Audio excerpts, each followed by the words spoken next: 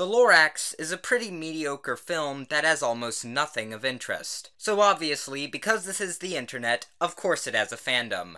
Well, actually no. It doesn't have a fandom around the Lorax movie itself, but more like a specific character. The Onceler. Now, as a character, I guess the Onceler is average. There's not much I find very interesting about him in the movie, and I don't think anyone else does either. No, the only reason there's a fandom around this one character is because to a lot of people he is attractive? I have no idea why this is. To me, he just seems like a really lanky Leafy is here. Now, I'm not saying you can't find weird things attractive, but I mean, the Onceler? Why? It's more confusing than anything else. Let's see, he's a baby-faced, unrealistically tall and thin hipster that plunges the Earth into an unlivable toxic environment for decades. That's so hot, right? But all these things aside, the Onceler still has a large fandom around him, and you guessed it, there is mountains of fan art that we get to look through. But I mean really, how bad can this art possibly be? Haha. So then, let's begin. So, most of the Onceler fan art is pretty much like this, resting in a suggestive position with massive amounts of blush around the cheeks. And when it comes to the quality of these pieces, it's actually disturbingly high. For this piece, it's actually pretty well done and anatomically sound, until you get to the face, where it looks like the Onceler missed the trees and took an axe to the balls. Now, you may be asking yourself, hey, if the Onceler is this popular, he must have some ships, right? Oh yes.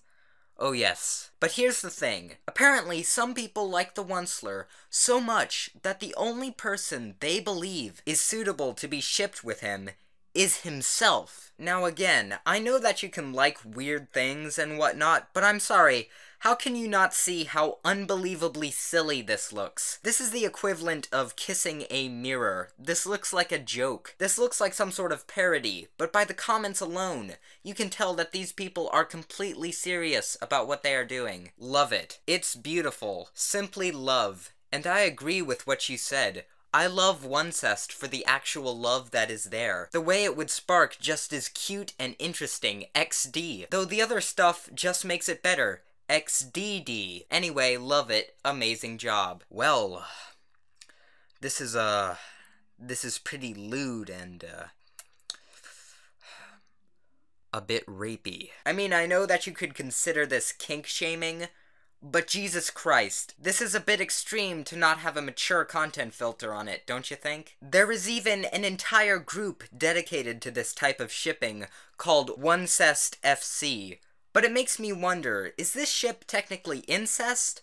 Or is it masturbation? Come to the Onceler fandom. We have pancakes. Oh, trust me, you have a lot more than pancakes, I can tell you that. People, we have traveled past the line of complete absurdity. This is the point of no return. We are truly deep in Onceler territory. I really don't know what to say about this. I mean, the Lorax and the Onceler are pretty much enemies. What set of events could possibly occur to allow this? Who in their right mind would draw the Lorax kissing the Onceler while he tenderly pinches his nipple? Now, this is an edgy piece of Onceler fan art made by an equally edgy account name, Fatal Insanity. Now, while this simple piece of fan art is certainly not the worst, it's the concept behind it that I really don't understand. More Oncey fan art. This time he's a cannibal. Yay! I mean, okay, so he's a cannibal in this picture. But, like, why? When I think up something like the Onceler monster, I would usually expect that they have a trait that relates to the story that character comes from. But, you know, with a twist so that they are evil. I mean, being a cannibal? I thought it would be something like, he killed the Lorax after his tree-chopping rampage, or, instead of chopping trees, he chops people. Ooh. Not, he's a monster because he's a cannibal.